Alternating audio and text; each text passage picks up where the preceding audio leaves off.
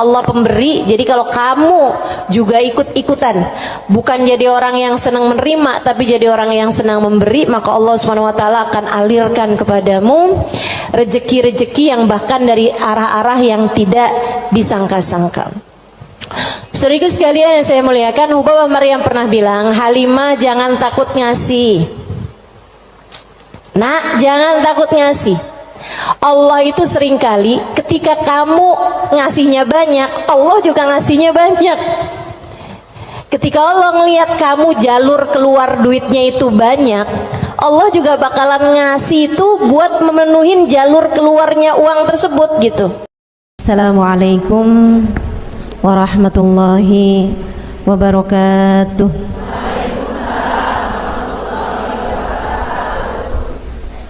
Alhamdulillah, wassalatu wassalamu ala rasulillah Muhammad ibn Abdillah wa ala alihi wa sahbihi wa man wala.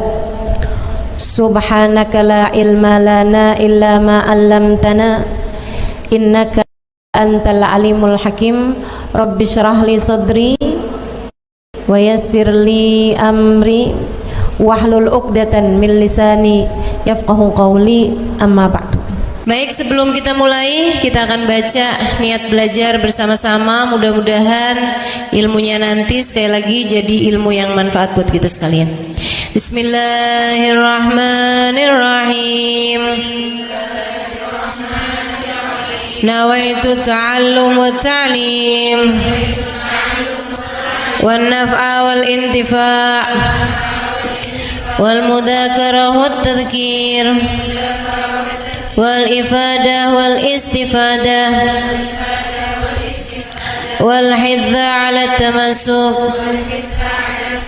bi kitabillah wa sunnati rasulillah sallallahu alaihi wa alihi wasallam wa du'a ilal huda والدلالة على الخير ابتغاء مرضاته وقربه وثوابه وحسن الخاتمة مع اللطف والعافية وصلاح العاقبة برحمتك يا أرحم الراحمين. La hadratin Nabi Muhammad sallallahu alaihi wasallam wa alihi washabihi wazwaji wa dhurriyyati wa ahli baiti wasallimu jamil anbiya wal mursalin wal ulqan ajma'in. Anna Allah yaghfiruhum wa yarhamuhum wa ya'li darajatihim fil jannah wa yanfa'una barakatihim wa asrarihim wa anwarihim wa ulumihim wa nafaatihim fid din wa dunya wal akhirah. Al-Fatihah, baca bersama-sama. A'udzu billahi minasy syaithanir rajim. Bismillahirrahmanirrahim. Alhamdulillahi rabbil alamin. Ar-Rahmanir Rahim. Maliki yaumiddin. Iyyaka na'budu wa iyyaka nasta'in. Ihdinas siratal mustaqim. Siratal ladzina an'amta 'alaihim ghairil maghdubi 'alaihim waladdallin. Amin. Taqabbalallahu minna wa minkum, taqabbal ya karim. Allah tuh mau ngasih rezeki sama orang nggak pakai ada hitung-hitungannya, gitu kan? Pokoknya itu urusan langit, udah bener-bener yang Allah bilang rizqukum fis samai wa ma tu'adun, kata Allah. Rezeki kalian sudah selesai aku atur dari langit. Rezeki kalian sudah selesai aku atur dari langit. Saudaraku sekalian yang saya muliakan, nah kalau kita kepengen gitu kan kayak rezekinya digampangin, cara dapatnya gampang, menyenangkan, itu juga sama Allah udah dikasih clue-cluenya. Salah satu cluenya adalah dengan rajin sedekah. Salah satu cluenya adalah dengan rajin memberi, bukan hanya sedekah. Sedekah itu untuk orang yang kita tahu memerlukan, tapi kalau memberi buat siapapun, termasuk kita ngasih sama orang yang kita sayangi, ngasih hadiah, begitu ya. Buat orang tua kita mampu, tapi kita seneng aja ngasih hadiah sama mereka gitu. Misalnya kita suka ngasih kepada saudara-saudari kita, kakak adik kita, walaupun kita tahu dia mampu, tapi misalnya kita habis jalan-jalan condet, kita beliin duku, udah nggak ada ya. Kita beliin salak condet kan, dulu mah masih ada tuh. Ingat tuh. Gitu. Saudara sekalian yang saya muliakan, itu memperbanyak rezeki, mempermudah rezeki, mempermudah jalurnya rezeki yang sudah Allah Subhanahu wa taala bagikan kepada kita, teman-teman saya sekalian. Nah, ini saya ingat ucapan Hubabah Maryam Al-Haddar, guru saya almarhumah. Beliau itu orang paling dermawan yang pernah saya kenal. Pasti ada banyak orang-orang dermawan, tapi orang paling dermawan yang saya kenal Hubabah Maryam Al-Haddar. Saudara sekalian, beliau tuh kalau bepergian bisa jadi lupa bawa uang buat belanja, lupa bawa uang buat apa, tapi nggak pernah lupa bawa uang buat sedekah. Karena memang ini orang satu senengnya ngasih luar biasa. Siapapun aja dia kasih. Anak-anak ketemu dia kasih, orang tua ketemu dia kasih. Dan dari Hubabah Maryam tuh saya juga jadi ngerti bahwa ternyata semua orang suka dikasih. Subhanallah loh. Semua orang tuh seneng aja dikasih gitu. Walaupun dia orang mampu sekalipun gitu ya, tapi kalau dikasih tuh kok seneng aja gitu. Betul nggak? Ini yang katanya Nabi Muhammad, tahadau tahabu, saling beri hadiahlah kalian, maka kalian akan semakin saling sayang, semakin saling cinta. Makanya para ibu mesti yang besar hati buat selalu bisa ngasih sama anak-anaknya, para istri ngasih buat suaminya, begitu kan ya, saudara ngasih buat saudaranya dan seterusnya gitu. Itu memang adalah bagian dari kita pengen cari ridha Allah SWT. Irhamukillah dengan cara memberi tersebut itu ya, ngambil sifatnya Allah SWT. Allah tuh mu'ti, Allah pemberi. Jadi kalau kamu juga ikut-ikutan, bukan jadi orang yang senang menerima, tapi jadi orang yang senang memberi, maka Allah SWT akan alirkan kepadamu rezeki-rezeki yang bahkan dari arah-arah yang tidak disangka-sangka. Saudara sekalian yang saya muliakan, Hubabah Maryam pernah bilang, Halimah jangan takut ngasih. Nak, jangan takut ngasih. Allah itu seringkali ketika kamu ngasihnya banyak, Allah juga ngasihnya banyak. Ketika Allah ngelihat kamu jalur keluar duitnya itu banyak, Allah juga bakalan ngasih itu buat memenuhin jalur keluarnya uang tersebut gitu. Atau Hubabah kayak begitu, jangan takut buat ngasih, nak, jangan takut buat ngasih. Subhanallah, itu sering saya inget-ingetin tuh, jangan takut buat ngasih, jangan takut buat ngasih. Kadang-kadang tuh orang punya banyak aja, kalau mau keluarin duit tuh kayak disuruh keluarin separuh nyawa gitu, penuh perhitungan ya. Makanya ada satu cerita, salah satu dari habaib teriak-teriak manggil anaknya. Misalnya anaknya namanya siapa? Husein misalnya. Sen, Sen. Anaknya sebelah saya ada yang namanya Husein. Sen. Si Husein ini kan dia dengar panggilan tapi dia nggak tahu ayahnya ada di mana. Dia bilang, "Bang, Abah ada di mana sih, Bah? Ini Husein, Bah. Lebek, Bah."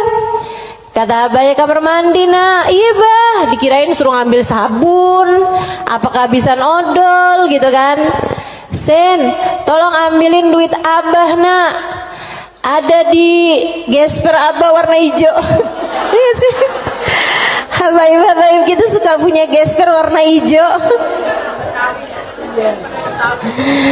Gesernya habaib tuh ya. Jadi gespernya dipakai bukan buat celana panjang, tapi buat sarung. Ada yang tahu nggak? Anak-anak zaman sekarang nggak pada tahu nih, nggak seru ah.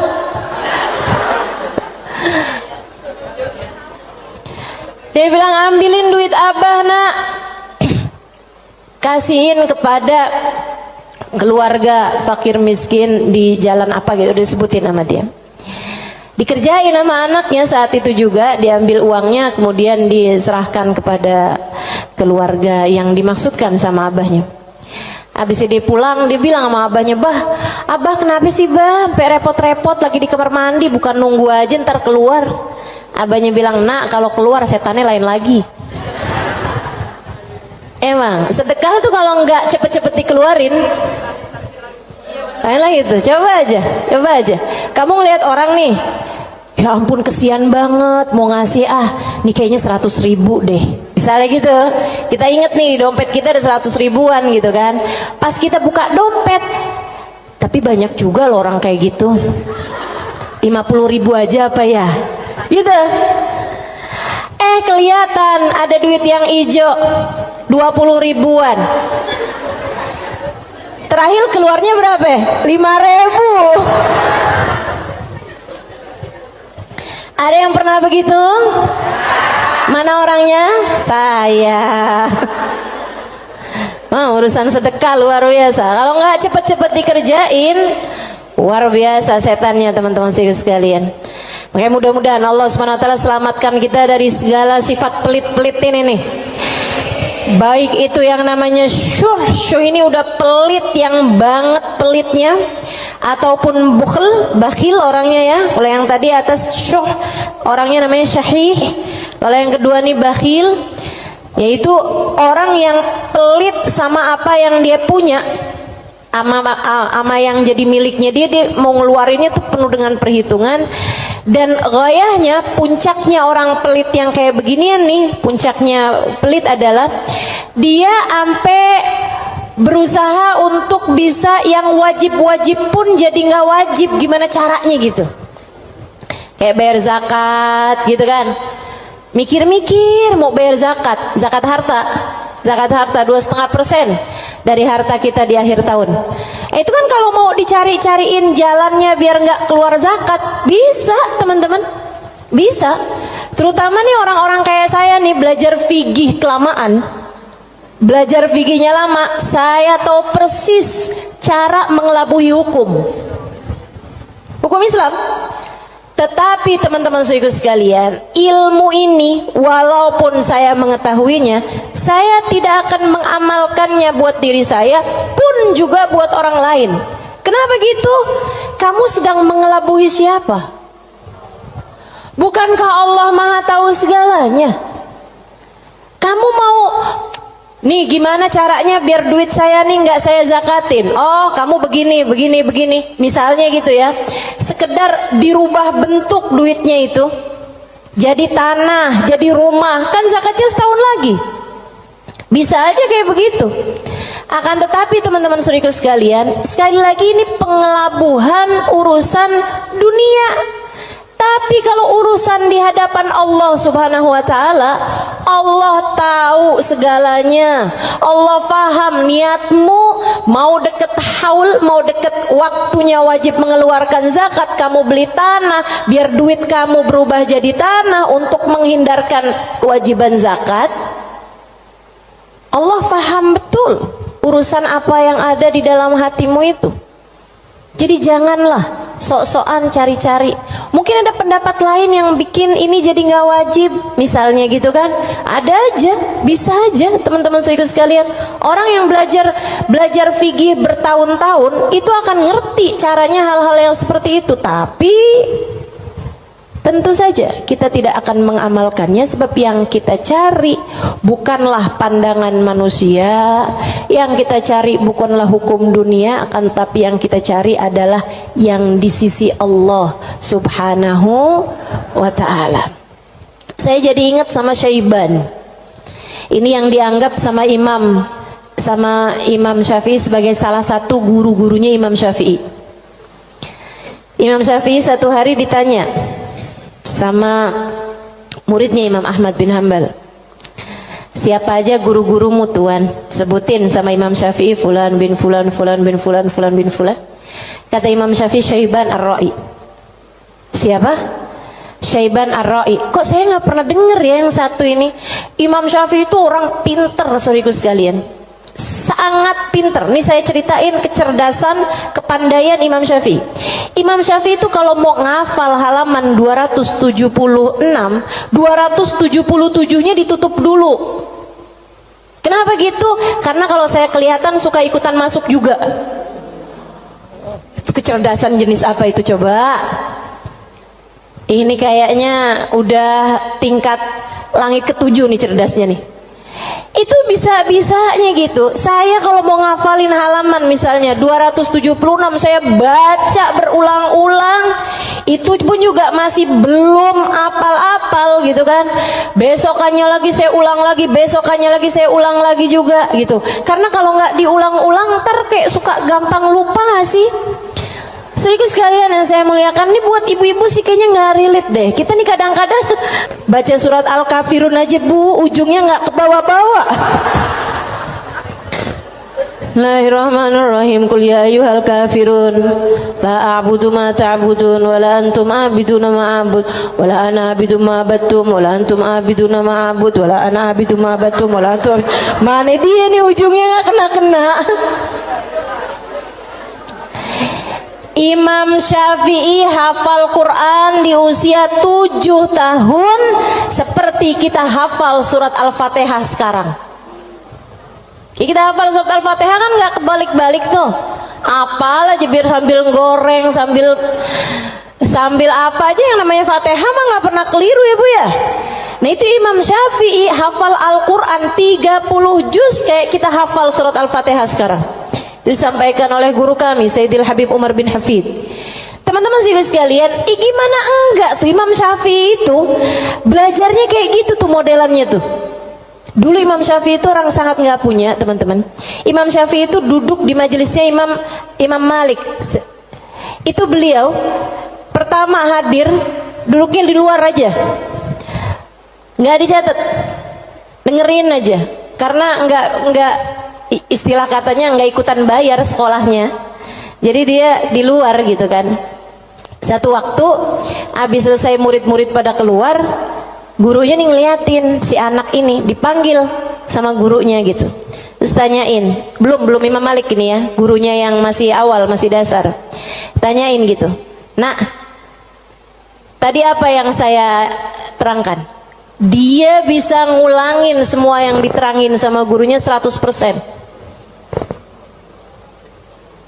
Habis itu gurunya bilang, nak kenapa kamu nggak duduk di kelas saya?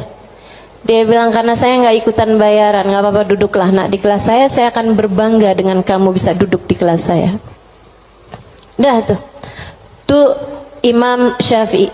Kalau mau ngafalin halaman sebelah, halaman yang sesudahnya tuh ditutup dulu sama beliau, karena gampang banget masuk, asal kelihatan kelebetan udah langsung masuk. Kecerdasan yang luar biasa teman-teman saudaraku sekalian yang saya muliakan. Nah ini satu waktu ditanya sama muridnya Imam Ahmad bin Hambal, guru-gurumu siapa aja tuan?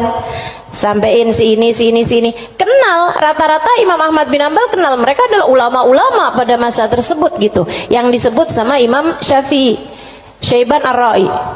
Baru nggak kenal. Siapa tuh Syaiban Ar-Ra'i? Ra'i dia bilang, kata Imam Syafi'i, tukang gembala kambing. Penasaran, pengen dong kenal. Oh ya, nanti saya akan ajak kamu. Satu hari diajak nih sama Imam Syafi'i, Imam Ahmad bin Hambal diajakin pergi ke tempatnya Syaiban Ar-Ra'i. Di mana diajakinnya? Di tempat gembalaan kambing. Sambilan tuh kambing digembala, Syaiban sholat. Kambingnya semua makan rumput, dianya sholat. Habis saya sholat, di Imam Syafi'i sama Imam Ahmad bin Hambal duduk di situ. Assalamualaikum warahmatullahi wabarakatuh ya Syaiban. Waalaikumsalam warahmatullahi wabarakatuh. Syaiban, saya nih datang kemari nih, katanya Imam Ahmad bin Hambal, karena Imam Syafi'i waktu saya tanya salah satu gurunya, dia menyebutkan dirimu wahai Syaiban. Emang Syafi'i ini ada-ada aja. Tawadu kan, bukan yang ya gitulah saya. Walaupun saya kelihatannya penggembala kambing ya, tapi jangan remehkan. Saya gurunya Imam Syafi'i, enggak gitu. Dia bilang, Imam Syafi'i ini emang ada-ada aja. Bagaimana mungkin penggembala kambing seperti saya jadi gurunya Imam Syafi'i? Kata Imam Syafi'i, Syaiban, Saya datang kemari ini mau bertanya beberapa permasalahan. Oh iya, boleh. Apa pertanyaanmu? Yang pertama, kami mau tanya kepadamu urusan sholat. Kalau kamu nih ngerjain sholat, terus kamu lupa Syaiban, ini udah 2 rakaat apa baru 1 rakaat ya? Apa yang harus kamu lakukan wahai Syaiban? Syaiban jawab, ala madhabina au ala madhabikum. Sesuai madhab kalian atau sesuai madhab saya? Oh, Syaiban punya madhab, maaf, Syaiban punya madhab. Katanya Imam Syafi'i, emang ada 2 madhab nih dalam masalah ini? Iya, tentu saja. Madhab kalian selalu berbeda dengan madhab saya. Oh, boleh kami tahu kalau sesuai dengan madhab kami gimana Syaiban? Kalau madhab kalian, kalau lupa berapa rakaat sholat, ngambil rakaat yang sedikit, kemudian sesudahnya sujud sahwi. Iya benar, kata Imam Syafi'i, benar. Begitu memang yang disampaikan oleh baginda kita Nabi besar Muhammad sallallahu alaihi wasallam. Kalau madhab kalian gimana Syaiban? Kata Syaiban, kalau madhab kami, madhab ahli tasawuf, madhab hamba-hamba dekat dengan Allah Subhanahu wa taala, madhabnya para wali lah boleh dibilang. Dia bilang kalau kami sholat menghadap Allah tapi kami sampai lupa berapa rakaat kami menghadap kepadanya, artinya kan pikirannya kemana-mana. Dia adalah orang yang sudah kurang ajar kepada Allah. Dia harus dihukum dengan puasa setahun dan qiyamul lail setahun. Itu hukuman buat orang, itu pelajaran buat orang yang bisa sampai lupa ngadep sama Allah Subhanahu wa taala. Ada yang mau ikutan madhabnya Syaiban?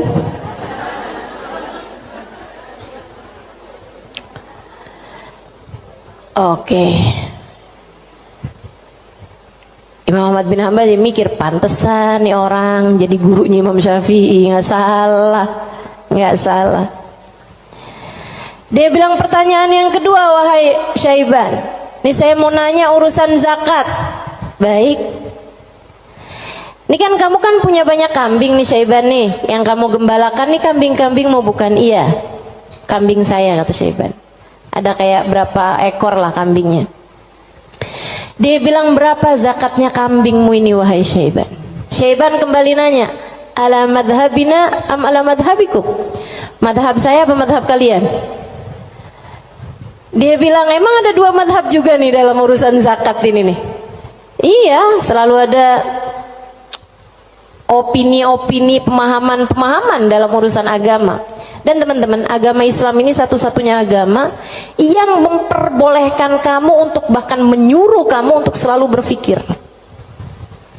Agama yang paling natural, agama yang sesuai sama pola pikir manusia. Kamu harus berpikir biar selamat dari api neraka. Kamu harus berpikir, gitu kan?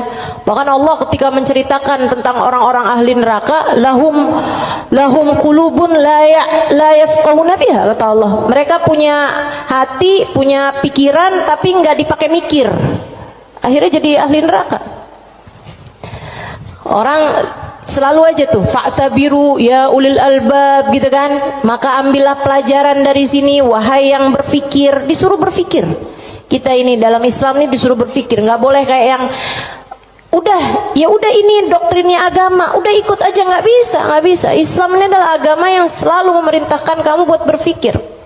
Makanya Syaiban kepikiran tuh jawaban-jawaban yang tidak sesuai dengan konteks fikih, tapi tidak salah. Teman-teman. Ya orang yang lupa rakaat, kemudian dia merasa bahwa dirinya adalah seorang yang kurang ajar sama Allah Subhanahu wa taala karena menghadap Allah, tapi kepikirannya gelambiar kemana-mana. Kalau dia kemudian menghukum dirinya sendiri dengan puasa sepanjang tahunnya, itu tentu adalah sesuatu hal yang luar biasa tingginya gitu. Seseorang yang sudah mencapai tingkat spiritualitas yang sangat-sangat berkelas. Ditanya nih urusan zakat nih. Berapa zakatnya wahai Syaiban? Katanya Syaiban, ala madhabina am ala madhabikum? Sesuai dengan madhab kalian apa sesuai dengan madhab saya? Kalau madhab kami gimana Syaiban? Orang kan buat tahu kan mesti tahu perbandingannya. Oh kalau madhab kalian 40 ekor kambing, 1 ekor kambing, 121, 2 ekor kambing, selanjutnya setiap 100, 1 ekor kambing. Iya benar. Kayak gitu tuh. Zakatnya kambing. Menurut Islam sesuai dengan apa yang sudah diajarkan baginda kita Nabi besar Muhammad. 40 1 ekor kambing, 121 2 ekor kambing, selanjutnya setiap 100 1 ekor kambing. Jadi kalau kamu punya 900 ekor kambing berarti 9 ekor gitu. Kalau menurut madhab kalian gimana wahai Syaiban? Syaiban kemudian menjawab, kalau madhab kami, saya ini budak, budaknya Allah. Innama ana abd, saya ini adalah budak, budaknya Allah. Dan seorang budak tidak memiliki harta, sebab semua harta budak adalah harta majikannya. Dan itu benar, harta budak adalah harta majikannya. Jadi kambing-kambing saya ini ya udah terserah Allah aja. Kalau diperlukan saya kasih, kalau nggak diperlukan nggak saya kasih. Kalau kemudian misalnya nih punya kambing 20 gitu kan, tapi nih lagi ada orang mau ngawinin nih perlu 3 ekor kambing, ya udah keluarin 3 ekor kambing. Saya nggak pernah merasa memiliki kambing-kambing saya. Berapapun yang diperlukan akan saya keluarkan, sebab bukan milik saya, semua hanyalah milik Tuan saya. Saya hanyalah budak, yang saya miliki adalah miliknya Tuan saya. Tuh, hamba berkelas.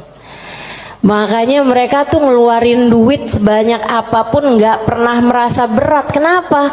Ngerasanya cuma dititipin doang, nggak pernah ngerasa itu adalah milik dia gitu.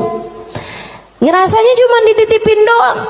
Makanya sedekahnya gede-gede teman-teman. Berjuang dengan hartanya tuh besar-besar. Dan saya ketemu orang-orang semacam itu. Punya duit berapa ya dikeluarin segitu-gitunya tuh. Itu ketemu orang-orang yang seperti itu gitu. Masya Allah, Masya Allah. Mudah-mudahan Allah angkat kepelitan dalam diri kita, insya Allah.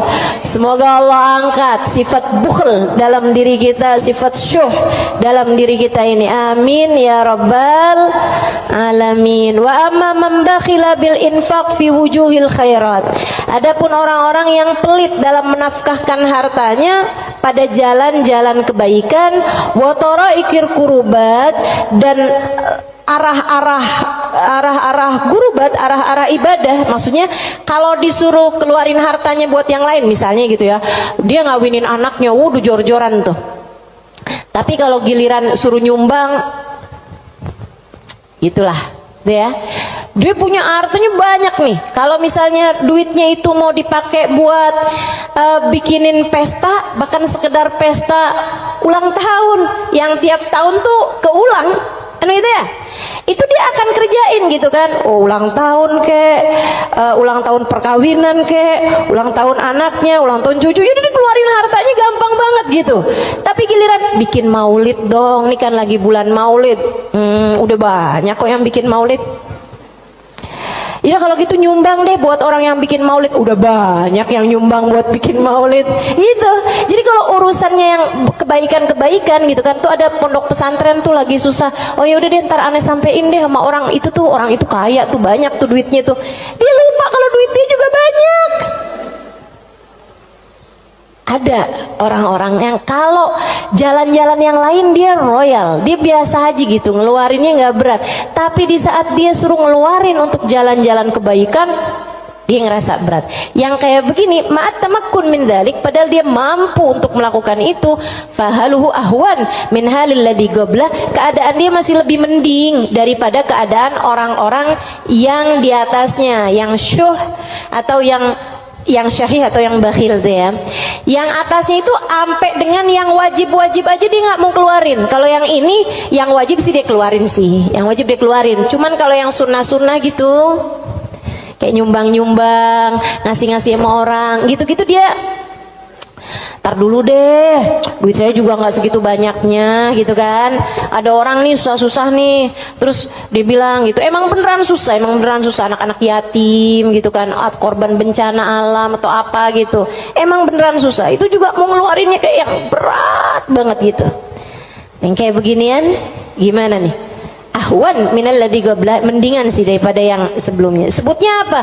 Wa yusamma bakhilan aidan, disebut juga orang bakhil juga.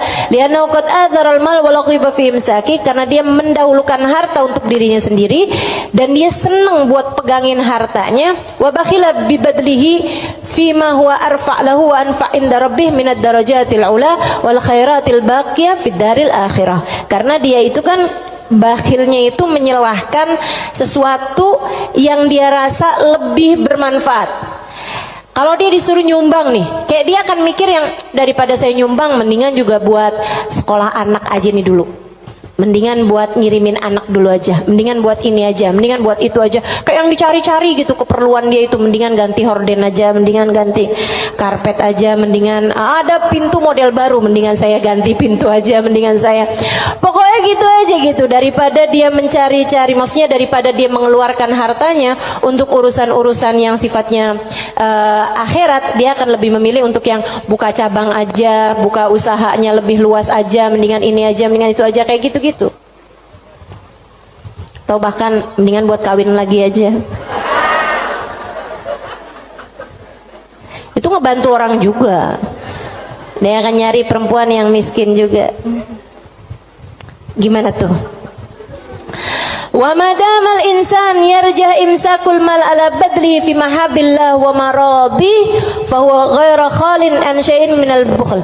Dan sesiapa orang, selagi seseorang itu masih lebih mendahulukan, masih lebih mementingkan megang hartanya daripada menyerahkannya di jalan yang diridhoi Allah dan yang dicintai Allah, maka artinya orang tersebut belum kosong dari sifat pelit. Artinya dia masih punya sifat pelit dalam dirinya. Uang kamu nih antara kamu serahkan buat beli sesuatu duniawi, sama kamu serahkan buat kepentingan akhirat, kamu ringanan mana? Ya kita masih lebih ringan untuk urusan-urusan dunia kita kan? Betul nggak? Atau untuk antara kamu keluarkan di jalan Allah dengan kamu tabung, kamu masih beratan mana? Ya beratan ngasih lah. Kalau buat nabung kan ya buat diri kita sendiri, itu investasi masa depan, harus kita pikirkan juga kan? Ah itu berarti kata Imam Ghazali, Imamul Haddad, sini Imamul Haddad yang bilang ya, bukan saya ya. Berarti dia ya memang masih pelit juga. Kamu masih pelit.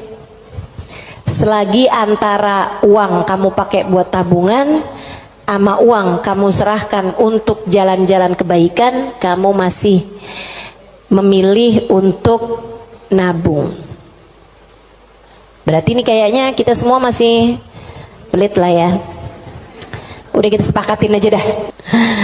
Masih pelit semuanya, ya Allah, ya Allah. Makanya masih harus terus-terusan berdoa. Allahumma inni a'udzubika minal ajzi wal kasal wa'ud. Allahumma inni a'udzubika minal hammi wal hazan wa a'udzubika minal ajzi wal kasal wa a'udzubika minal jubni wal bukhl wa a'udzubika min ghalabatid dain wa qahrir rijal. Itu masih harus terus-terusan kita baca teman-teman, tiap hari, tiap pagi kita baca doa itu.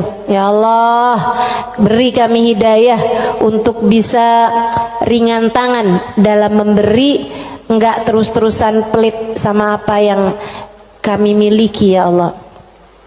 Wala yakunul insan jawadan sakhiyan hatta yakuna badlul mal fi mahabbillah arja inda wa ahab ilaih min imsaki. Dan seseorang itu belum bisa disebut dermawan, belum bisa disebut sakhi, belum bisa disebut orang karim, orang dermawan sampai dia merasa bahwa menyerahkan uang di jalan Allah lebih dia sukai daripada menabung, daripada pegang duit itu, daripada dia nggak ngasihnya di jalan Allah gitu. Kalau kamu ngerasa masih ngasih itu lebih berat daripada kamu pegang, nah itu berarti kamu masih pelit. Tapi kalau kamu ngerasa udah yang ngasih lebih kamu sukai daripada kamu pegang, gitu ya, itu berarti kamu adalah seseorang yang dermawan. Udah jadi tambah jauh aja nih kita nih. Fa'lam dzalik wa'mal alaih. Ketahuilah hal ini dan amalkanlah. Wallahu yatawalla hudak. Semoga Allah Subhanahu wa taala memberikan petunjuk kepadamu. Amin ya rabbal alamin. Wa minal muhlikat, dan salah satu dari sifat-sifat yang dapat menghancurkan seseorang, salah satu dari sifat-sifat penghancur amal ibadah seseorang, salah satu dari sifat-sifat yang dapat meluluh lantakkan dirimu, menurunkan nilaimu di mata Allah Subhanahu wa taala adalah al-ghurur, sifat ghurur, tertipu. Apa tuh tertipu? Wa makna, arti tertipu adalah an yulabbisul insan ala nafsih. Dia bikin samar kepada dirinya sendiri, wa yuriyahal umur ala khilafi ma hiya alaih. Dia memperlihatkan kepada nafasnya, kepada dirinya, ala khilafi ma hiya alaih, tidak sesuai dengan fakta yang ada. Wadzalik lidu'fi basiratihi 'ala din, dan yang seperti ini adalah karena lemahnya pemahamannya, basirahnya, basirah itu pandangan hati, lemahnya pandangan hati dia fiddin, dalam urusan agama, wa qillati ma'rifatihi bihaqaiqi, dan sedikitnya pengetahuan dia dengan hakikat-hakikatnya agama, walijahli li afatil a'mal wa mawaqa'id syaitan, dan karena yarhamukillah banyak bener sih, ada gak? Walijahlihi, dan karena ketidakfahaman dia biafatil a'mal, dengan penyakit-penyakitnya amal, wa makaid syaitan, dan tipu dayanya syaitan, wali ghalabati hawa nafs alaih, dan karena menangnya hawa nafsu menghadapi dia, wa rukunihi ila amaniha wa khuda'iha, dan karena tenangnya dia dengan angan-angannya dirinya sendiri serta tipu dayanya dirinya sendiri. Waqad qalallahu ta'ala, dan Allah Subhanahu wa taala telah menyampaikan, muhadziran li ibadihi minal ghurur, memberi peringatan kepada hamba-hambanya tentang bahayanya ketertipuan ini. Kata Allah Subhanahu wa taala, ya ayyuhan nas inna wa'dallahi haq, wahai sekalian manusia, sesungguhnya janji Allah itu benar. Fala taghurranakumul hayatud dunya, janganlah kehidupan dunia menipu kalian, wala taghurrannakum wala yaghurrannakum billahil ghurur, dan janganlah ghurur, tipu daya, menipu kalian dari Allah Subhanahu wa taala. Wa qala ta'ala fi wasfi ba'dil mughtarrin, dan Allah Subhanahu wa taala telah mensifati sifatnya orang-orang yang tertipu dengan firman Allah Subhanahu wa taala dalam akhir surat Al-Kahfi, alladzina dhalla sa'yuhum fil hayatid dunya wa hum yahsabuna annahum yuhsinuna sun'a. Mereka adalah orang-orang yang sesat jalan mereka di dunia, akan tetapi mereka menyangka bahwasanya mereka telah berbuat banyak kebaikan-kebaikan dunia. Banyak banget nih. Nanti Imam Ghazali, Imam Al-Haddad akan menerangkan tentang mereka-mereka ini. Wa qala ta'ala, dan Allah Subhanahu wa taala juga menyampaikan, walakinnakum fatantum anfusakum wa tarabbastum wartabtum wa gharratkumul amani hatta jaa amrullah wa gharrakum billahil ghurur. Ini ayat sebelumnya sangat indah sekali nih teman-teman. Sebentar saya akan bukakan. Kata Allah Subhanahu wa taala, walakinnakum fatantum anfusakum, akan tetapi kalian telah menipu diri-diri kalian sendiri, wa tarabbastum, dan kalian menunda-nunda, wartabtum, dan kalian merasa ragu, wa gharratkumul amani, dan kalian tertipu dengan angan-angan kalian sendiri, hatta jaa amrullah, sampai datang ajal menjemput kalian, wa gharrakum billahil gharur, dan kalian telah tertipu, dan tipu daya telah menipu kalian dari Allah Subhanahu wa taala. Al-Hadid ayat 14. Al-Hadid ayat 14.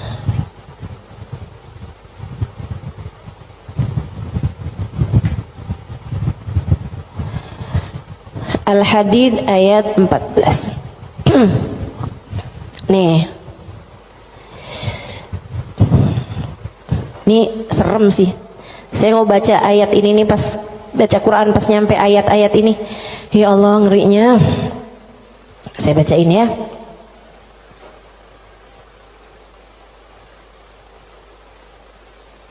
Dari mana ya enaknya nih ya? Dari ayat 11 deh. Al-Hadid dari ayat 11. A'udzu billahi minasyaitonir rajim. Man dzalladzi yuqridullaha qardan hasana fayudha'ifahu lahu wa lahu ajrun karim. Kata Allah, siapa di antara kalian yang mau menghutangi Allah? Ini Allah nih dari taunya orang-orang tuh ama hartanya tuh medit banget, pelit banget, sampai Allah bilang, kamu di saat sedekah, kamu nggak lagi ngasih buat orang, kamu lagi ngasih hutangan kepadaku, kata Allah.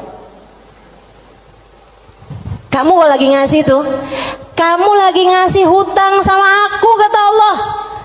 Man dzalladzi yuqridullaha qardan hasana, siapa yang menghutangi Allah dengan hutangan yang bagus. Hutangan yang bagus tuh ada orang miskin dikasih. Ya, ada orang yang kepengen sekolah, nggak mampu sekolah, kamu sekolahkan. Ada janda-janda yang kepengen usaha, nggak punya modal, kamu modalin, gitu kan? Ada orang tua-tua yang emang udah nggak bisa lagi usaha, kamu berikan nafkah bulanan kepada mereka gitu. Ada yang lagi ngebangun misalnya pondok pesantren atau masjid yang memang tidak akan kembali berupa keuangan ya, maksudnya secara langsung gitu kan. Nah itu semuanya ini disebut sebagai jalan-jalan kebaikan. Allah menyebutnya sebagai qardhan hasana, hutangan kepada Allah. Kenapa Allah bahasanya sampai pakai utang? Dan yang hutang itu Allah, kayak Allah tuh lagi yang tenang, utang, aku akan bayar. Dan aku kalau bayar nggak main-main, aku lipat gandakan minimal 10 kali lipat. Dan teman-teman, saya sih nggak tertarik sama urusan 10 kali lipat. Kamu sedekah balik 10 kali lipat, saya nggak terlalu tertarik sama itu. Saya tertarik sama sesuatu yang kita nggak bisa beli pakai uang, yang kita nggak bisa beli pakai uang. Itu yang lebih membuat saya tertarik ketika bersedekah. Maksudnya gini nih, kalau misalnya kayak kalau kamu ngasih 100.000, Allah bakal gantikan dengan 1 juta, 10 kali lipat kan? Saya nggak terlalu tertarik sama yang begituan. Saya lebih tertarik kalau kamu kasih 100.000, Allah akan berikan kepadamu Halimah sesuatu hal yang bahkan kamu nggak bisa belinya dengan uang. Dan itu nyata teman-teman. Kamu nggak bisa beli kesolehan anakmu. Mau beli di mana? Mau beli di mana? Kamu pergi cari apapun, kamu nggak bisa beli kesolehan anakmu. Kayak apa rasanya kamu bangun di waktu malam, terus kamu lihat, kok kamar anak saya nih lampunya masih nggak gelap semuanya ya. Biasanya kalau tidur dia gelap semua. Kamu buka pelan-pelan kamar anakmu, karena memang kamu udah bilang sama anakmu untuk kalau tidur jangan dikunci misalnya gitu. Kamu buka kamar anakmu dan di sanalah kamu lihat di jam 2 malam, jam 3 malam dia sedang bersimpuh di atas sejadahnya. Kamu bisa beli di mana hal kayak begituan? Saudariku sekalian yang saya muliakan, kamu punya anak-anak hatinya baik-baik. Bahkan kamu punya suami hatinya menyayangi kamu dengan tulus, bisa beli di mana? Kamu memutuskan untuk pakai skincare, pasang filler, kamu udah sulam alis, sulam bibir, kamu bahkan mungkin oplas, nambahin tingginya hidung, belum tentu bikin hati suamimu sayang padamu, betul? Beli di mana tuh rasa sayangnya suami kepada seorang istri? Belinya sama Allah Subhanahu wa ta'ala. Sebab Allah yang menggerak-gerakkan hati manusia. Saudaraku sekalian yang saya muliakan, Allah tuh kalau kamu kasih hutangan sama Allah Subhanahu wa ta'ala, kamu sedekahkan hartamu di jalan Allah Subhanahu wa ta'ala, Allah bisa bayar kamu dengan hal-hal yang gak bisa kamu beli pakai uang. Keberkahan kehidupan, kesolehan hati anak-anak, rasa sayang, rasa cinta di hati suamimu kepadamu, hati yang damai, kehidupan yang tenang, hati yang bahagia dalam taat pada Allah Subhanahu wa ta'ala. Bahkan hidayah, inayah, taufik dalam dirimu, teman-teman saudariku sekalian. Gimana caranya mau beli? Kamu bisa bangun di waktu malam, kemudian 2 rakaat, 4 rakaat, 6 rakaat kamu mengerjakan ibadah pada Allah. Kemudian kamu beristighfar, kemudian kamu berdoa, kemudian kamu menyebut-nyebut namanya. Kenikmatan yang kayak begituan kamu gak bisa beli pakai uang. Itu hidayah dari Allah Subhanahu wa ta'ala. Suamimu gak mau sholat kecuali dengan berjamaah, itu hidayah dari Allah Subhanahu wa ta'ala. Yang beginian nih hidayah-hidayah menuju kepada surga Allah Subhanahu wa ta'ala. Hati lapang, hidup bahagia, hati tenang, gak bisa dibayar pakai uang. Gak bisa dibayar pakai uang. Dibayarnya pakai apa? Yang bisa mengerjakan adalah Allah. Maka hutangi Allah. Allah bisa membayarnya dengan itu semua. Karenanya saya sampaikan teman-teman, saya gak tertarik sama yang kalau kamu sedekah balik 10 kali lipat. Kalau kamu keluarin, kamu jual motor, kamu kasih sedekah, kamu dapat Avanza. Enggak, saya gak tertarik, mohon maaf. Bukan karena saya nggak tertarik sama pemberian Allah, tapi pemberian Allah yang masih bisa dibeli dengan uang, itu adalah pemberian-pemberian yang tidak berkelas.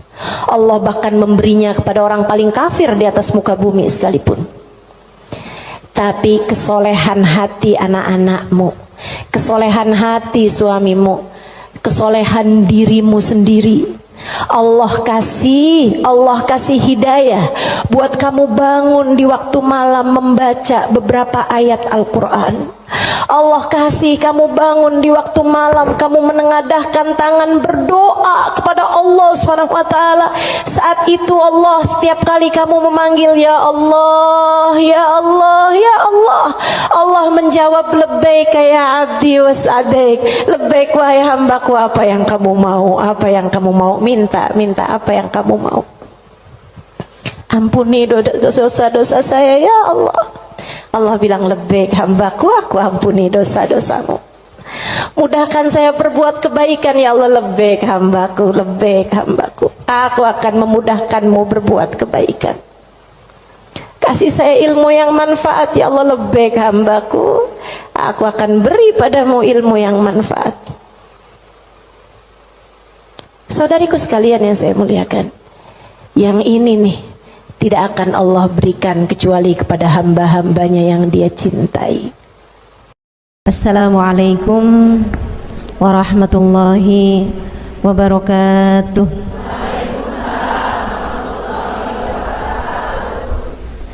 Alhamdulillah, wassalatu wassalamu ala Rasulillah Muhammad ibn Abdillah wa ala alihi wa sahbihi wa man wala. Subhanaka la ilma lana illa ma 'allamtana innaka antal alimul hakim. Rabbi shrah li sadri wa yassir li amri wahlul 'uqdatan min lisani yafqahu qawli, amma ba'du. Baik, sebelum kita mulai, kita akan baca niat belajar bersama-sama. Mudah-mudahan ilmunya nanti sekali lagi jadi ilmu yang manfaat buat kita sekalian. Bismillahirrahmanirrahim. Nawaitu ta'allum wa ta'lim wan naf'a wal intifa' wal mudzakarah wat tadhkir wal ifadah wal istifadah wal hidza ala tamassuk bi kitabillah wa sunnati rasulillah sallallahu alaihi wa alihi wasallam wa du'a ilal huda والدلالة على الخير ابتغاء مرضاته وقربه وثوابه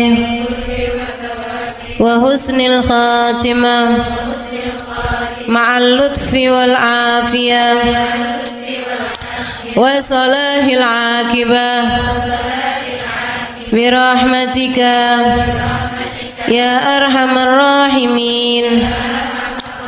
إلى حضرة النبي محمد صلى الله عليه وسلم وآله وصحبه وأزواجه وذريته وأهل بيته وسلم وجميع الأنبياء والمرسلين والملائكة أجمعين أن الله يغفر لهم ويرحمهم ويعلي درجاتهم في الجنة وينفعنا ببركاتهم وأسرارهم وأنوارهم وعلومهم ونفعاتهم في الدين والدنيا والآخرة.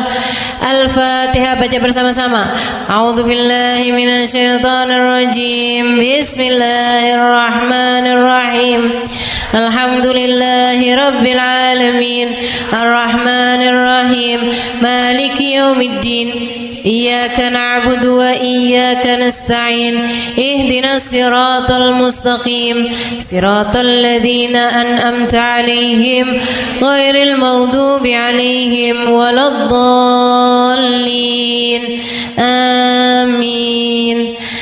Taqabbalallah minna wa minkum, taqabbal ya karim. Warraghbah fid dunya, sementara rakus ambisi terhadap dunia, tukatsirul ham, bikin banyak sumpah, wal hazan, dan bikin banyak kesedihan. Bikin sedih badan kita, bikin sedih hati kita, bikin sumpek dan bikin akhirnya jadi berpenyakit ya badan kita ini. Ar-raghbah fid dunya. Wal batalah, sementara batalah, kalau di situ diartiin apa batalah?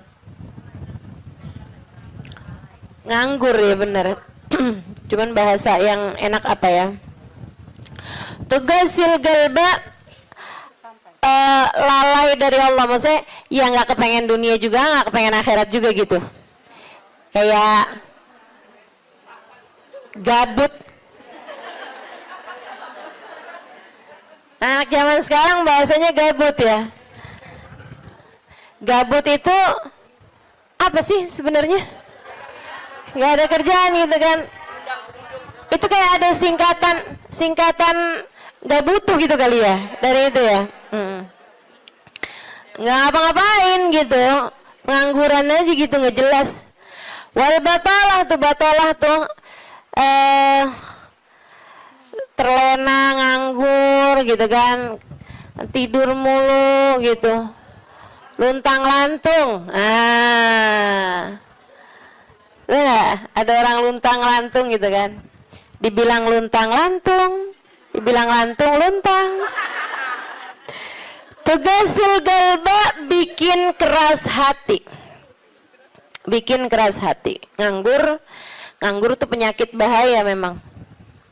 Bahaya. Wa qala alaihi salatu wassalam, dan bersabda pula baginda Nabi besar Muhammad, Naja awalu hadhil umma bizzuldi wal yaqin. Awal umat ini terselamatkan dengan zuhud wal yakin, dan dengan keyakinan yang kuat. Wasayahlik akhiruha bil hirsi wa tulil amal, dan akan hancur akhirnya umat ini, akan hancur disebabkan hirs, ambisi terhadap dunia, wa tulil amal, dan panjang angan-angan. Wa ma warada minal ayati wal akhbar wal athar fi dammi dunya wa dammil muhibbina laha warraghibina fiha wa dammil hirsi 'alaiha kharijun anil hasr. Dan apa yang warid, apa yang datang dari ayat, hadis, athar itu yang disampaikan oleh Nabi maupun para ulama, fi dammid dunya, dalam celaknya dunia, maksudnya mengenai betapa buruknya dunia, betapa buruknya orang-orang yang mencintai dunia, betapa buruknya orang yang ambisi terhadap dunia, dan mil hirs 'alaiha, betapa buruknya orang yang rakus terhadap dunia. Banyak sekali kharijun anil hasr, enggak bisa kehitung. Ayat, hadis maupun ucapan para ulama mengenai betapa buruknya dunia, betapa buruknya para pecinta dunia dan lain sebagainya, ini banyak banget hadisnya, keterangannya enggak kehitung.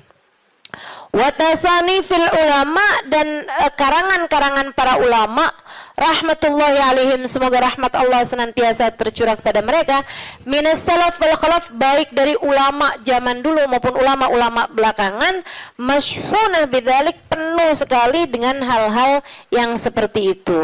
Kayak Imam Ghazali gitu kan, nulis dalam kitabnya baik Ihya Ulumuddin ataupun kitab yang terakhirnya beliau itu namanya Minhajul Abidin dan lain sebagainya, itu banyak banget mengenai hal-hal yang seperti ini gitu. Betapa pentingnya kita untuk zuhud terhadap urusan dunia. Tsumma inad dunya ibaratun wallahu a'lam bisawab. Sampai situ ya. Nabi Muhammad alaihissalam mengatakan, az-zahada fid dunya tuyrihul qalba wal badan. Zuhud dunia nih. Apa tuh zuhud? Zuhud itu teman-teman tidak mengharapkan kesenangan dunia dari Allah sekalipun ya, enggak minta gitu, enggak seneng gitu sama kesenangan dunia dari Allah. Itu namanya zuhud akhirat. Dan juga teman-teman, zuhud ama manusia itu tidak menginginkan apa yang ada pada manusia, apa yang dimiliki orang enggak kepengen, gitu kan? Itu namanya zuhud fima fi aidin nas. Ini disampaikan Nabi Muhammad dalam hadisnya, izhad fid dunya yuhibbukallah, wazhad fima fi aidin nas yuhibbukan nas. Kata Nabi Muhammad alaihissalam, zuhudlah kamu dari dunia. Zuhud tuh enggak seneng, enggak ambisi, enggak fokus kepada kesenangan dunia maupun pencapaian dunia. Hati-hati, tipis teman-teman bedanya, gitu kan?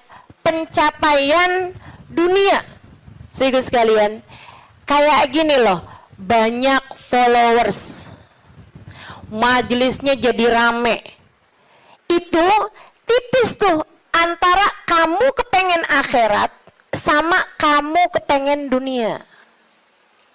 Buat siapanya? Bukan buat yang hadir. Saya rasa kalau yang hadir mudah-mudahan baik gitu kan. Tipisnya itu buat pelaku-pelaku dakwah, baik yang rumahnya buka buat majelis atau dia buka majelis, atau yang ngajarnya nih, gitu. Karena kalau tujuannya senengnya itu adalah urusan-urusan dunia, tuh tipis banget setan nantinya tuh bisa masuk dari arah situ. Dari arah situ masuknya. Izhad fid dunia, kata Allah Subhanahu wa taala. Makanya dari tipisnya nih yang saya sebut tadi itu ya, kayak keinginan kamu tuh dunia apa akhirat, keinginan kamu tuh pujian manusia atau pujian Allah. Itu sampai-sampai banyak dari para wali-walinya Allah Subhanahu wa taala meninggalkan kemasyhuran dunia karena khawatir sama hatinya. Banyak saudaraku sekalian. Sampai ada di antara para wali itu yang sampai berpura-pura nyuri, sampai dikejar orang gitu kan. Kenapa dikejar orang? Karena yang dia curi adalah bajunya seorang perempuan yang lagi mandi. Ada orang lagi mandi, wali loh yang ngerjain. Untung belum zaman viral internet ya. Ini kalau zaman viral internet kayak apaan tuh orang ngejudge dia tuh kan, udah nganggepnya udah hancur banget dah gitu. Tapi memang itu yang dicari sama beliau. Yang dicari sama beliau adalah menghindar dari kepopuleran, menghindar dari apa yang orang-orang cari dari kemuliaan dunia, karena khawatir hatinya terselip rasa keinginan untuk dianggap mulia di dunia menghancurkan kemuliaannya di akhirat. Serem bener buat orang-orang kayak saya yang sama Allah dikasih pegang mic di depan, ya kan? Teman-teman saya sekalian, nggak gampang. Makanya kalau ada yang bisa kamu lakukan untuk saya, doain, biar bisa ikhlas, doain, biar bisa benar gitu, jaga hati, doain, biar disayang Allah gitu. Kesian nih, begitu udah masuk nih setan, teman-teman saya sekalian, setan tuh ya datang ke pedagang beda, datang ke orang awam beda, datang ke ulama beda lagi. Waduh, yang datang ke ulama nih setannya juga ulama. Setannya juga kelas profesional, gitu kan? Jadi nggak ecek-ecek gitu loh. Setannya juga setan-setan berkelas, teman-teman saya sekalian. Nah itu kan yang belum tentu selamat gitu, belum tentu selamat. Masya Allah. Ada tuh zamannya Imam siapa ya? Ada Imam Ghazali cerita dalam Ihya-nya. Kita suka ketawa-ketawa tuh dengerin cerita Imam, maksudnya kalau baca ceritanya Imam Ghazali yang begitu-begituan. Kata Imam Ghazali dalam Ihya-nya tuh, ada orang atau di Minhaj ya, wallahu a'lam, pokoknya salah satu kitab Imam Ghazali lah. Imam Ghazali cerita, ada orang dia itu ulama, teman-teman. Cuman ulamanya itu masih suka yang ya gitulah, masih ada kesenangan dunianya. Senang sama popularitas, senang sama dimuliain orang, senang sama ini sama itu. Ada satu ulama khomul, ulama yang lain nih, ulama yang nggak seneng namanya terkenal, nggak seneng, dia nggak seneng sama urusan begituan, urusannya antara dia sama Allah, tapi ilmunya luar biasa. Ulama yang kedua nih, ini ulama yang pertama nih, saya nggak inget namanya gitu ya, dua-duanya nih saya nggak inget namanya. Nah ulama yang pertama nih, dia lagi khutbah Jumat, teman-teman saya sekalian, dia ngomong sesuatu yang dinisbatkan kepada ulama yang kedua yang nggak senang keterkenalan apa ini, teman-teman. Dia ngomong bahwa saya pernah dengar kayak, kan ada orang-orang itu ya Allah, mudah-mudahan Allah bersihkan hati kita semuanya nih ya. Ada orang-orang yang kalau cerita sama orang lain, bahkan di mic sekalipun, senang menunjukkan kedekatannya sama ulama yang lain atau sama orang-orang yang berilmu, guru-guru apa segala macam gitu kan ya. Yang tujuannya adalah biar orang tahu nih, gua deket sama si ini, gua deket sama si itu. Paham maksud saya? Mudah-mudahan Allah selamatkan hati saya, mudah-mudahan Allah selamatkan hati kita semua. Jadi sekalian, dia bilang tentang ulama B nih. Dia bilang, saya pernah dengar syekh ini mengatakan gitu kan. Syekh itunya hadir di majelis tersebut. Ya. Dan yang diomongin sama Syekh A ini tentang Syekh B itu nggak pernah diomongin sama Syekh B-nya. Paham? Jadi ulama A ini bohong tentang ulama B. Bohongnya di khutbah Jumat cuman untuk menunjukkan betapa dekatnya dia sama ulama B tersebut itu. Dia ngomong kayak begitu, sehingga sekalian, tahu apa yang dikerjain sama ulama B? Ulama B ini yang, kenapa nih anak? Beliau berdiri nyabut bulu ketiak di tengah orang banyak. Beliau berdiri nih. Beliau berdiri kemudian nyabut bulu ketiak. Heh, Syekh, kurang ajar kamu. Ini waktunya khutbah. Saya nggak pasti itu khutbah Jumat atau khutbah yang lain nih ya.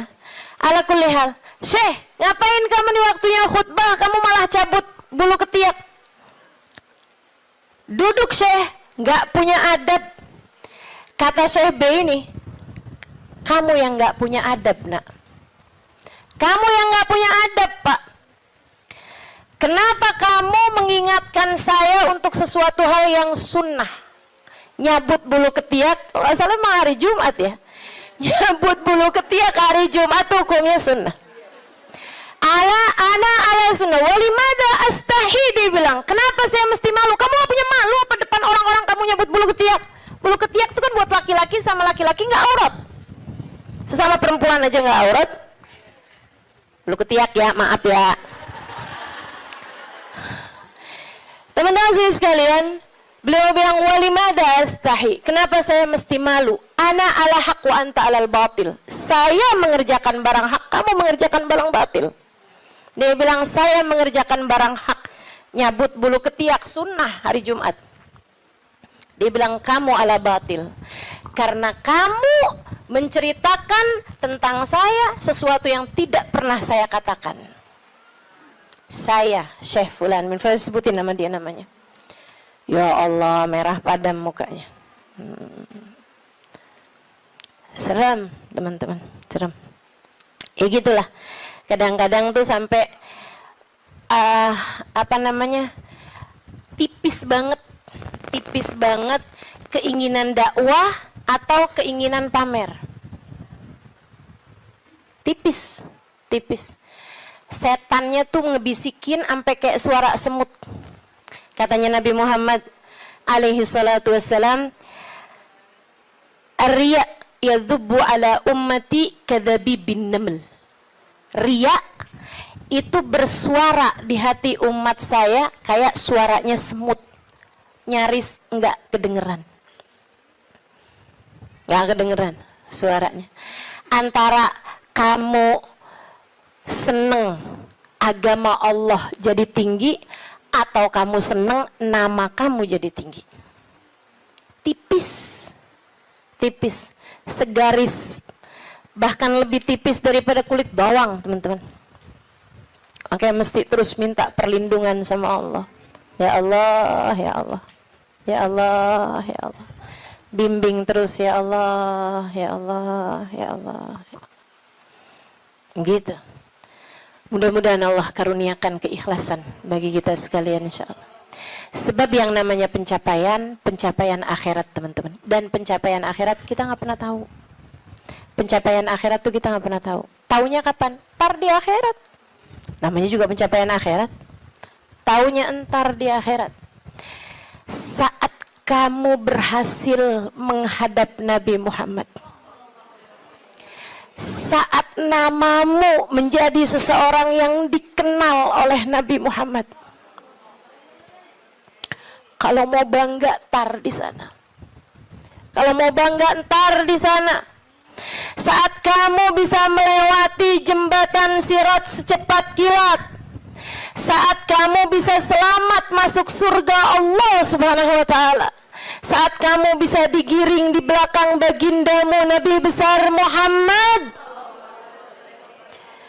Mau membusungkan dada saat itulah silahkan. Mau ngerasa diri sesiapa saat itulah silahkan.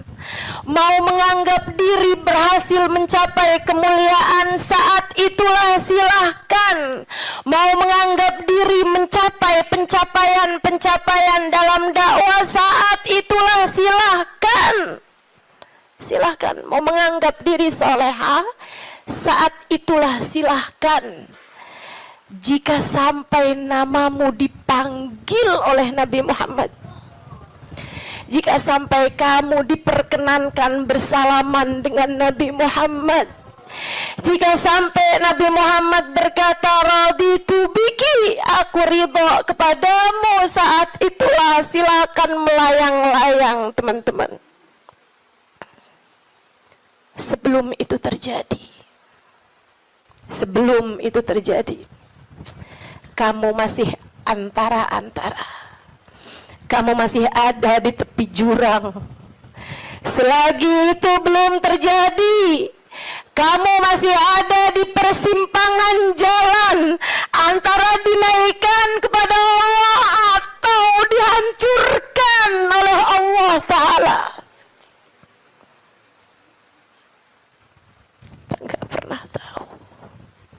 Kita nggak pernah tahu.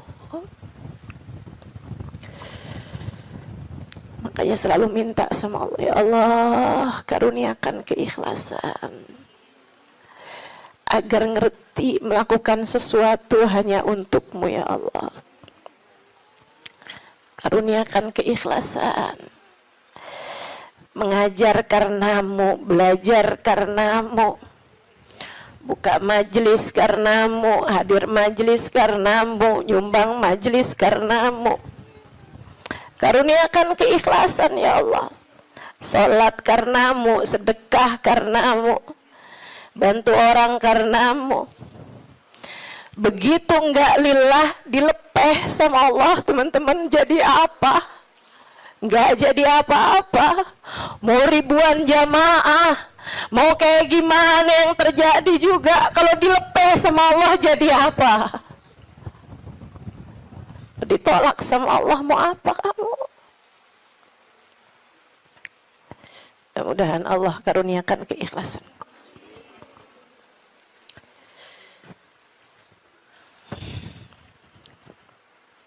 Az-zahada fid dunya, zuhud di dunia, zuhud dunia, ngarepnya cuma Allah semata.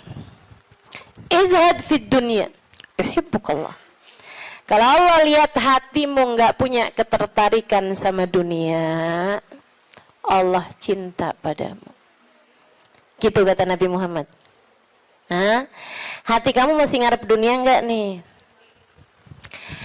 Hati kamu masih ngarep harta, pandangan orang, jabatan, kemuliaan di mata manusia? Kamu masih fokus ke sana apa enggak gitu? Hati kamu masih fokus ke sana, jangan salahkan siapa-siapa. Kalau Allah pun juga belum fokus mengaruniakan rahmatnya kepadamu. Sebab aturannya jelas, kata Nabi Muhammad, izhad fid dunya yuhibbukallah. Bagaimana mungkin Allah akan menempati hatimu jika hatimu masih penuh sesak dengan selainnya? Teman-teman, kamu kalau mau taruhin di kamarmu itu lemari baru, tempat tidur baru, kamu mesti keluarin yang lama. Kalau kamarmu itu masih banyak banget barang-barang lain, yang nggak mungkin yang baru bisa masuk ke dalam kamarmu. Kan begitu? Hati kamu juga gitu. Hati kamu juga gitu. Saudara sekalian yang saya muliakan, bagaimana mungkin Allah akan berkenan bertahta di hatimu jika hatimu selama ini masih penuh sesak dengan selainnya? Penuh sesak dengan selainnya, penuh sesak dengan anggapan orang, penuh sesak dengan cinta manusia. Yang kamu pikirin gimana biar suami tetap cinta padamu. Duh, kamu luar biasa. Siapa yang lagi di WhatsAppin sama suami, siapa yang lagi diteleponin sama suami, sekarang suami lagi di mana, sama siapakah, jangan-jangan dia sedang berada dalam pelukan perempuan yang lain. Waduh, Bagaimana kamu berharap Allah bertahta dalam hatimu jika hatimu penuh sesak dengan selainnya? Teman-teman, keluarkan nya yang kecil-kecil agar nya yang besar berkenan bertahta di hatimu. Keluarin yang lain-lain. Keluarin perkara harta, perkara cinta manusia, pujian orang, semuanya keluarin.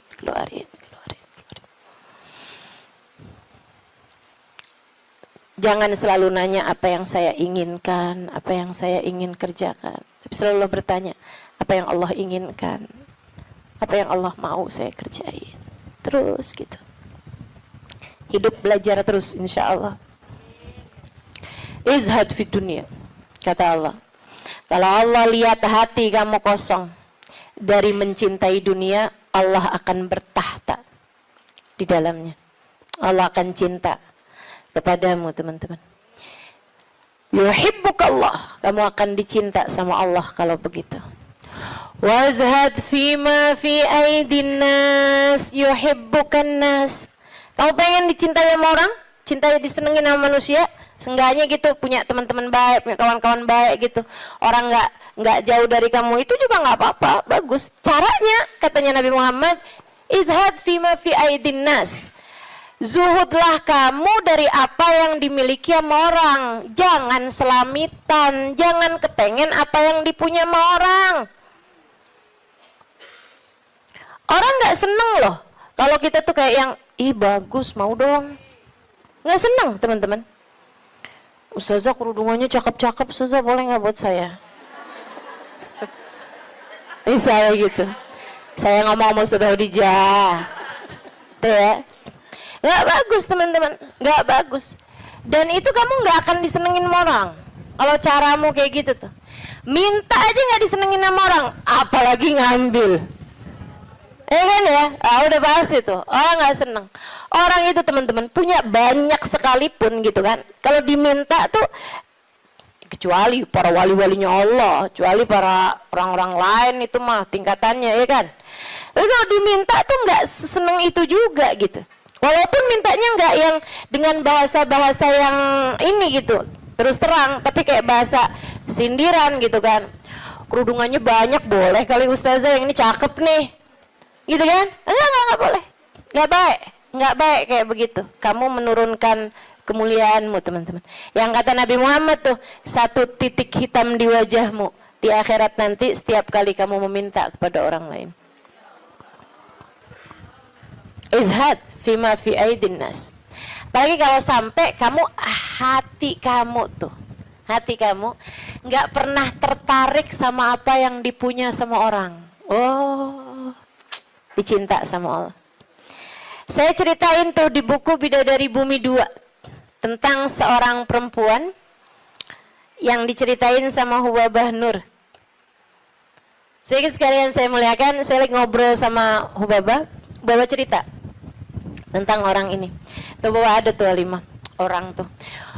Emang bener nih hadisnya Nabi yang ini bener banget. Ra'aituhu bi'aini, kata beliau.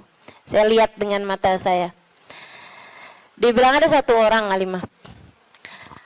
Itu beliau, si perempuan ini, saya bolak-balik ngelihat di undangan, di kondangan, tuh ya, di pesta-pesta gitu, perkawinan kayak gitulah, kondangan-kondangan, bajunya itu terus. Saya tahu kalau dia ini miskin karena bajunya itu terus, gitu kan. Orang di Tarim itu kalau keluar semuanya pakai baju hitam. Nah, kalau baju hitam kan susah nandainnya kan, yang sama semua. Betul apa enggak? Sehingga sekalian saya muliakan, makanya saya suka heran gitu, Ustazah Halimah nih fashionable, apa namanya? Bener nggak ngomongnya? Lagi mana? Apa tadi?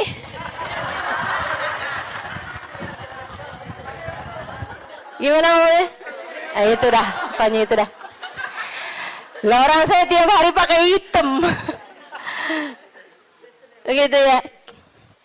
Sehingga sekalian, nah ini kan kalau keluar mah agak susah ditandain karena kan semuanya hitam gitu. Tapi kan kalau pas kondangan tuh, orang sana itu kalau kondangan dalam ruangan semuanya perempuan, mereka dandan. Mereka pakai baju gitu kan. Pakai baju yang berwarna-warni, ya. pakai baju warna-warni. Nggak ada yang pakai baju hitam tuh, nggak ada yang pakai baju hitam. Saya waktu enggak, dulunya nggak tahu gitu kan, saya pakai baju hitam aja gitu masuk. Buka, waduh gimana nih mau buka ya? Habisannya terus udah ngerti gitu lama-lama. Jadi teman-teman, kata Hubabah, orang ini kalau kondangan baju itu mulu. Akhirnya saya punya niat, kalau nanti saya keluarin baju, saya panggil tuh orang. Saya cari tahu dan dia nih rumahnya ini apa, keluarganya siapa gitu. Saya paham, saya tahu tempatnya, karena Tarim tuh kecil, kota kecil. Jadi semua orang memang saling kenal sama lain. Akhirnya dia bilang, kata Hubabah, waktu saya datang baju-baju yang baru-baru, ada orang ngasih ini apa segala macam, yang lama-lama saya keluarin. Hubabah tuh begitu teman-teman, ngajarin kepada kita jangan sampai yang aduh penuh banget, kamu masuknya iya keluarnya kagak gitu kan. Ada yang masuk, ada yang keluar. Akhirnya mau Hubabah baju-baju yang lama-lama tuh dikeluarin, bagus-bagus tentu aja ya, dan semua orang juga seneng dapat bajunya Hubabah gitu kan. Jangan terus minta, jadi kepikir nih, berangkat ke Tarim meminta baju mau Hubabah. Tentu berkah kan ya, tentu berkah, tapi ya sekali lagi jangan minta. Subhanallah teman-teman, kalau nggak minta tuh, kalau mintanya mau ntar kasih. Jadi kepikir ya, mau minta sama Allah, nggak usah yang gitu-gitu juga. Mau minta sama Allah tuh pahala aja, udah pasti enak. Teman-teman sih sekalian, akhirnya Hubabah itu ngeluarin baju-baju beliau, ada setumpuk lah gitu. Beliau panggil tuh orang perempuan itu, panggil sama Hubabah. Dia seneng banget, dan memang miskin banget teman-teman. Bajunya cuma itu aja, buat kondangan itu, buat keluar itu, buat sholat itu gitu. Dia cuma segitu itu bajunya gitu. Baju sholat kayak mau kena gitu, tuh ya. 2, kalau 1 dicuci kan ada gantinya gitu. Terus baju keluar dia gitu, baju hitam 1, terus baju hari-harinya dia kayak daster gitu buat di rumah, 2 potong 2 biji gitu, tuh 1-nya lagi baju buat kondangan. Udah gitu aja, simple hidupnya. Jadi sekalian dipanggil tuh perempuan sama Hubabah. Kata Hubabah, saya habis ngeluarin baju-baju nih, silahkan kamu pilih yang mana yang kamu mau, sisanya tolong bagiin, kamu yang bagiin gitu, sama siapa yang kamu mau deh gitu. Di depan Hubabah nih, majelis nih, dia bilang, oh gitu Hubabah, Masya Allah Hubabah, Masya Allah, mudah-mudahan Allah berkahi Hubabah, mudah-mudahan doain panjang lebar gitu. Saya pikir orang alhamdulillah ya, saya memberi kepada orang yang tepat nih gitu. Orangnya seseneng itu gitu dikasih baju. Makasih Hubabah, makasih. Mudah-mudahan Allah tambahin Hubabah, mudah-mudahan doa apanya. Habis itu dia sama satu, wah ini cocok nih buat ponakan saya nih. Kata, wah ini cocok nih buat teman saya sih itu. Satu lagi, wah cocok nih buat adik saya nih, ini cocok nih buat tangga saya, ini cocok. Sampai habis semuanya, nggak ada satu pun yang buat dia. Kata Hubabah, begitu semuanya buat orang lain tanpa ada satu pun yang buat orang tersebut, ya Allah, 5 saat itulah saya jatuh cinta padanya. Bener banget yang Nabi Muhammad bilang, izhad fima fi aidin nas yuhibbukan nas. Ketika kamu tidak tertarik sama apa yang dipunya sama manusia lain, sama orang lain, justru manusia akan cinta padamu. Manusia ini memang unik. Allah tuh seneng kalau ada orang seneng sama apa yang dimiliki sama Allah, Allah seneng. Allah tuh diminta seneng. Allah itu kalau ada orang tertarik sama apa yang ada pada Allah, surga, gitu kan? Itu kan yang Allah janji-janjikan kan? Allah tuh kalau melihat orang tertarik ke surga, tertarik sama hisab yang mudah, tertarik ke perjumpaan dengan Allah, tertarik, Allah malah seneng teman-teman. Manusia nih justru kebalik. Manusia tuh kalau ada orang tertarik sama apa yang dia punya, malah nggak demen Terutama perempuan, kalau ada orang tertarik sama suaminya, dia nggak demen banget tuh.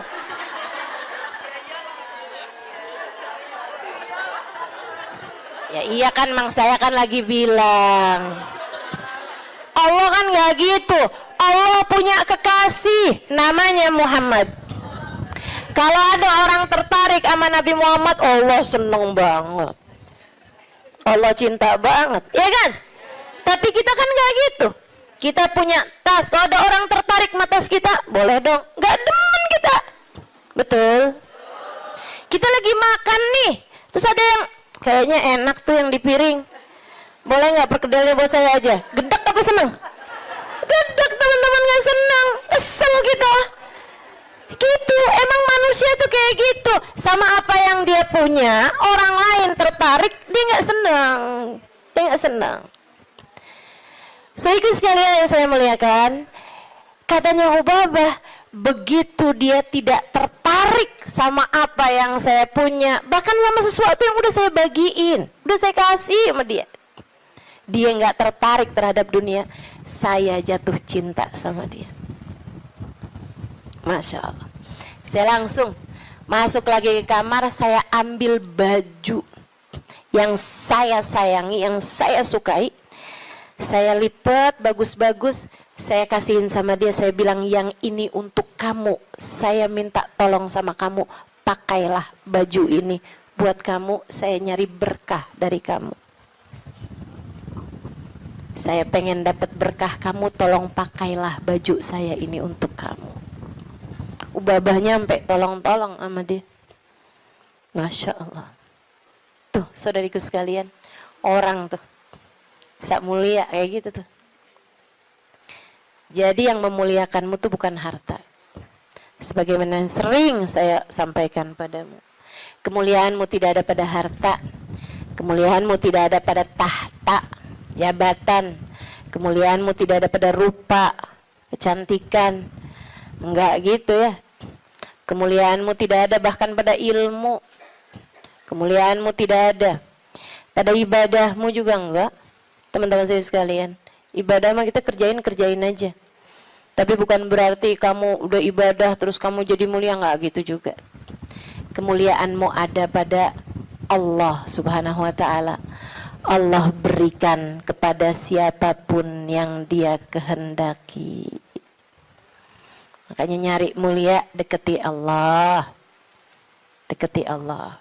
Mudah-mudahan kita tidak dihalangkan untuk bisa dekat dengan Allah Subhanahu wa ta'ala. Itu zuhud, teman-teman. Suatu hal yang perlu banget buat kita minta. Ya. Katanya Imam Ghazali, kalau buat zuhud kayak zuhudnya orang-orang dulu, kayak zuhudnya para sahabat, oh kamu nggak sanggup tuh. Kamu nggak sanggup. Menjadikan semuanya buat Allah, kayak yang saya ceritain kemarin tentang Syaiban Ar-Ra'i. Semua kambing milik Allah Subhanahu wa taala. Yang dimauin sama Allah kita kasihin. Begitu kan? Kita nggak benar-benar punya, katanya Syaiban. Ini kalau mau zuhud-zuhud kayak orang-orang dulu gitu rada berat, teman-teman. Akan tapi kata Imam Ghazali, buat kalian ada dua aja dah zuhudnya. Gimana tuh Imam? Zuhud buat kalian dua aja.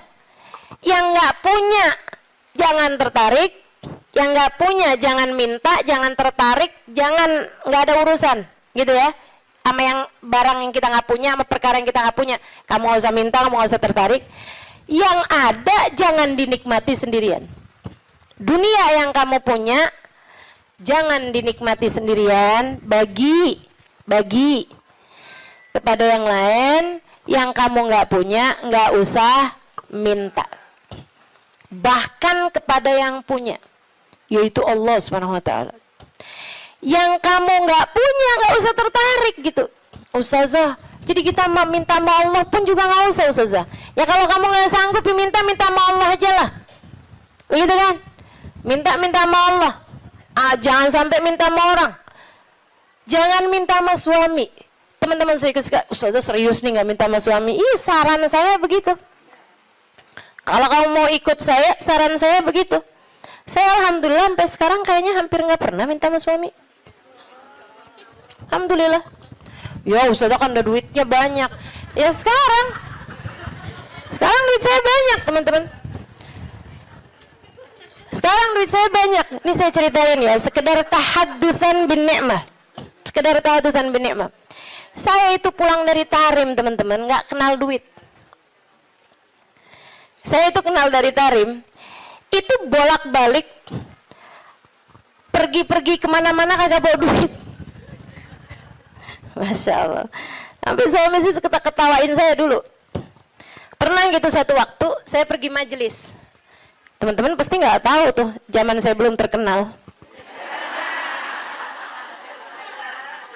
Tahun 2003, tahun 2002 gitu kan. Saya pernah ada majelis maulid. Banyak dulu majelis maulid yang saya hadir nggak diminta bicara, banyak. Banyak. Saya berulang kali hadir di Al-Hawi nggak diminta bicara. Ya hadir aja. Hadir aja nggak apa-apa. Kenapa emang? Kita ngarep berkah, teman-teman. Ustazah kalau sekarang hadir di Al-Hawi nggak diminta bicara, hadir apa enggak? Ya hadir lah. Beberapa tahun yang lalu juga saya hadir di Kuitang nggak diminta bicara, nggak apa-apa. Kenapa emang? Kenapa emang? Lah kenapa kamu yang repot? Kenapa tuh? Repot kamu? Kalau saya nggak diminta bicara, kamu repot? Nggak apa-apa, teman-teman. Emang kenapa? Kita dapat berkah dari hadir. Kita dapat ilmu dari yang menyampaikan. Kan begitu? Kalau kita diminta bicara, ya bicara. Kita diminta nggak bicara, ya nggak usah pengen bicara. Biasa aja. Diminta diam, kita diam. Diminta bicara, kita bicara. Kan begitu. Hamba Allah subhanahu wa ta'ala. So itu sekalian saya muliakan. Ala kulli hal. Gitu ya. Enggak, saya cuma mau bilang aja, maksudnya bahwa yang sekarang kamu kenal itu dulunya juga nggak dikenal, kan begitu ya? Sekarang Habib Umar bin Hafid misalnya gitu, siapa orang nggak kenal sama Habib Umar bin Hafid, ya kan? Apakah pernah ada masanya Habib Umar nggak dikenal? Banyak, panjang masanya Habib Umar juga nggak dikenal, gitu. Jadi biasa-biasa aja. Yang masalah itu adalah rasa hati kita. Ini memang nih kelas-kelasnya ulama yang nggak kenal istilah star syndrome. Mudah-mudahan Allah karuniakan, teman-teman. Untuk orang-orang semacam saya ini, mudah-mudahan Allah karuniakan. Jangan sampai tuh kena penyakit yang namanya star syndrome ya. Kayak, tahu kan maksud saya? Ini sekali lagi tahadutsan bin ni'mah ya. Meskipun tuh waktu saya sebut star syndrome tuh ada juga tuh nenek-nenek di sini nggak ngerti. Tapi dia mau nanya bingung kan? Nggak usah dipikirin Melulun, nggak usah. Iya.